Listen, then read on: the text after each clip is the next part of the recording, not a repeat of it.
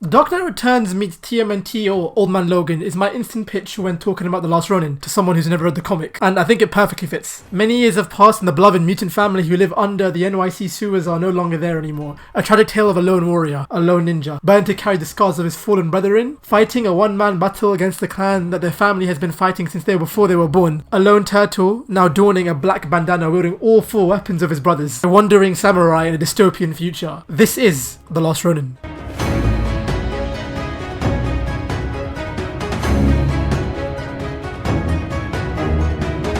The Last Ronin is a 5-issue miniseries published by Adobe Comics, co-created by original creator of the Turtles, Kevin Eastman, alongside Peter Laird. Now, I'm not too well versed in the context behind this book and the creation of this book. When it was first released, thanks to many delays, rivaling the likes of something like Doomsday Clock. Bloody hell. Let's just say in short, this book took 2 years at least to release 5 issues. Or maybe not 2 years, but at least like a year and a half to release 5 issues, which is kind of insane, I can't lie. But the background behind this is pretty cool. The Last Ronin was actually conceptualized way back during the original Mirage run. There were cliff notes, drafts already on the story, and almost 3 decades later we finally see that draft, and we finally see those notes and that concept brought to life. I love stuff like this. It's like this was destined to happen. This is a non-spoiler review, so don't worry, I'm not going to say which turtle it is who survived.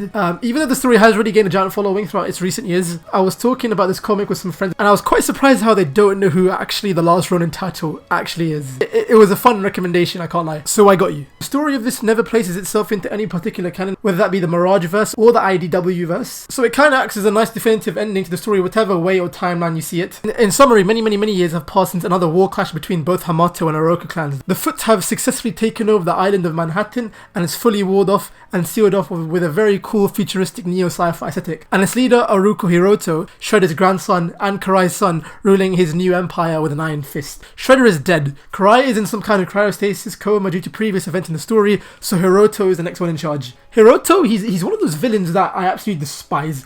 A spoiled, wise-ass, pompous boy who has no honor with a wardrobe that can give the Kardashians a run for their money. No joke, this guy can switch from vibing like the Crow to appearing like a flipping Power Ranger.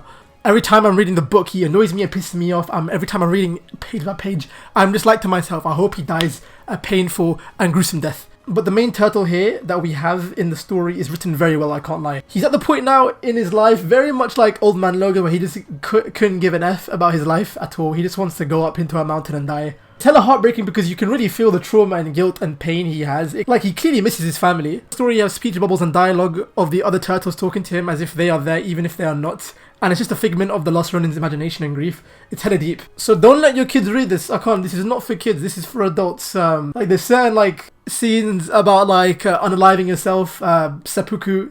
Those are, very heavy stuff that you get in this book. This story is dark when no pizza is mentioned at all.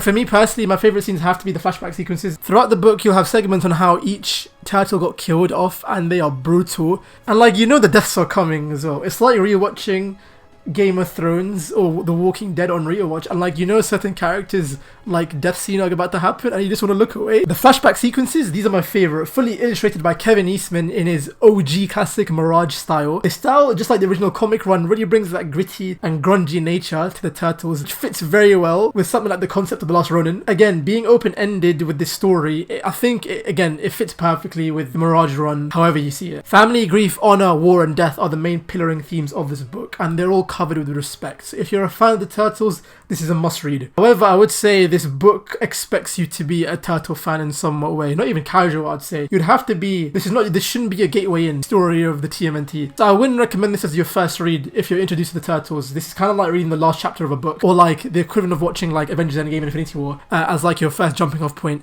into the MCU. You're not going to feel the impact as much. Again, the Frank Miller Dark Knight Returns inspiration is clearly there. The Last Ronin even has a Carrie Kelly, Robin sidekick in the story, which I kind of found kind of cute, I can't lie. It's like Splinter teaching his kids about the way of ninjutsu and pillars of being a ninja. Ronin is kind of like that sensei role now, bestowing knowledge upon a new generation of fighters. It's a character trope I absolutely love and adore. We see this in movies, series, and shows and novels. The student sensei, I'm sold when I hear that. So yeah, that was my brief review of The Last Ronin. Again, the action sequences are cool, the art style's cool. The art style is consistent throughout. Cool action sequences, very heavy emotional sequences. We do have a few survivors, good guys and bad, throughout the story. Again, look at that Kevin Eastman flashbacks in the story, especially in hardback. I got this for like £20 UK, and it's basically a steal. Something like this is like worth £30, which is like $40.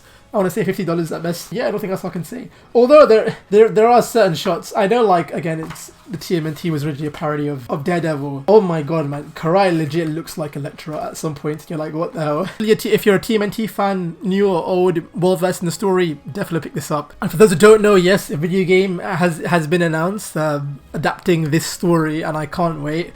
In my personal opinion, 5 issues isn't enough. I think the story was told very, very well, but just because there's a massive gap in between what happened to where we are now in this story, there's so much I still think is left out, with a lot more story to tell. So I think with the video game, as well as like the Last Ronin, like I definitely think having a TMNT God of War style game, exploring like a neo sci-fi dystopian New York would be really, really cool. I can't lie. As a comic fan, as a TMNT fan, as like a gamer.